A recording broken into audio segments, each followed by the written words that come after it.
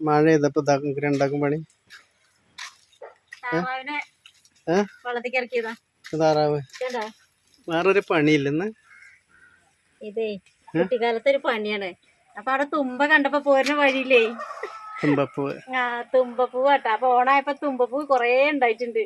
അപ്പൊ ഞാൻ പറിച്ചു കൊടുത്തിട്ട് ഇതേപോലെ താറാവിനെ വിട്ട് എന്താ പറയാ വെള്ളത്തിൽ നീന്തി കളിപ്പിക്കുക. അമ്മക്കറിയോ? താറാവിന്റെ പോലെ തന്നെ ഉണ്ടല്ലോ ചേച്ചി. അതന്നെ കണ്ടോ, ചിറകുണ്ട്, തല ഉണ്ട്. അവിടെ ഒന്നിട്ട് കാണിച്ചോ ഇതാ ചിറക് തല. എന്നാരാ പറഞ്ഞോടുത്ത്? അനക്കാരാ പറഞ്ഞത്? അമ്മ.